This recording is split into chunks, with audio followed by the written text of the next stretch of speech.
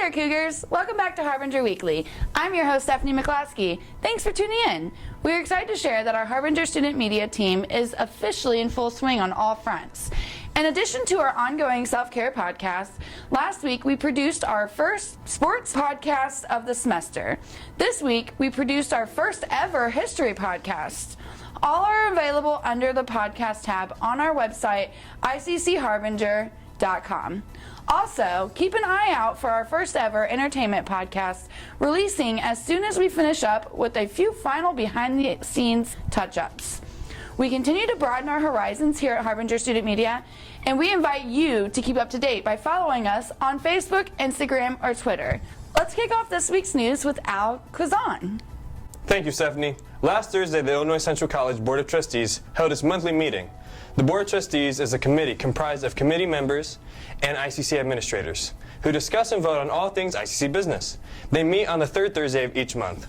Trustee Carl Cannon, the founder of the Elite Youth Outreach Group in Peoria and a community leader, expressed the phrase game changer, a term used quite frequently at Thursday's Board of Trustees meeting, with topics ranging from the development of diversity and sustainability in ICC to the development and sustainability of cotton candy at the SGA Carnival the day before. The Board of Trustees focused on three fundamental aspects: functionality, favorability, and fruition.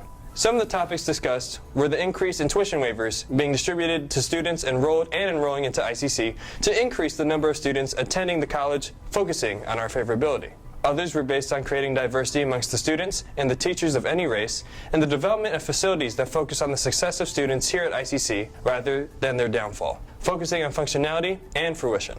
Fruition, being a big part of Thursday's meeting, can be especially noticed with the mention of the new development of a $10 million child care center at ICC's Peoria North campus that has come to light, making the future of ICC and student success brighter than ever before. In addition to new facilities on campus, let's reminisce about the basis of ICC campus conveniences and amazing amenities. With amenities starting with campus housing, with digital laundry alerts and online payment conveniences, the fitness center at the Cougarplex to get a workout between classes, and advising and counseling services to keep you mentally sound within classes is what makes the experience at ICC tailored to you. For your instinctual needs for food and drink, Canteen in the Coffee Lounge is an amazing place to study with friends, have a great lunch between classes, or create new relationships within ICC.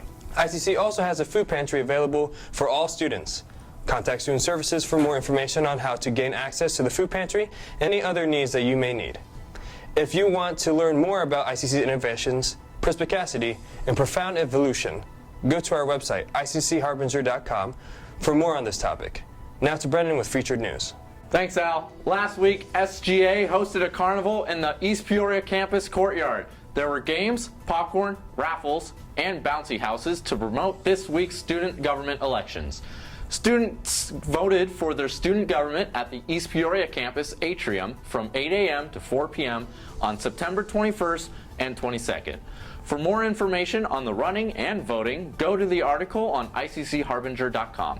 This week, we also dropped our first article of a new series, Beyond the Sculptures with Emily Baffa. This bi-weekly production will be an ongoing series bringing awareness and informing the community about the various pieces of art displayed. The majority of the art displayed around campus has been brought to us by the Percent for Art program, which states that any new buildings are being constructed using federal funds. 0.05% of those funds are designated for bringing art to that space in hopes of inspiring those who see it. Be sure to stay up to date on that progress of that series and make a point to learn more about the art in our community. Now to Patrick with sports. Thanks, Brennan. ICC men's soccer continued to roll and moved its winning streak to 4 with a victory over Illinois Wesleyan. The game's final score was 5-0, pushing the Cougars' record to 6-3 on the year. ICC has gotten most of its wins at home, winning 5 out of those 6 at the Cougarplex and 1 on the road. In softball news, the Cougars played the Spoon River Snappers on Saturday. ICC jumped to a 2-0 lead that was eventually taken when Spoon River scored 5 runs in the 7th inning. The Cougars attempted to come back and scored 2 more runs before the game ended, but ultimately came up short with a final score of 5-4. For more sports highlights, check out our sports podcast under the podcast tab on iccharbinger.com. Now back to Stephanie. Thanks, Patrick. Well, that wraps it up for this week's content. We encourage you to hit subscribe below to stay up to date with us on Harbinger Weekly. Of course, if you like something we shared today or have suggestions, feel free to leave a comment below. We love to hear from our viewers and consider all feedback. View our other content available at icchaRbinger.com. Again, I'm Stephanie. Thanks for tuning in. Until next week, go Cougars.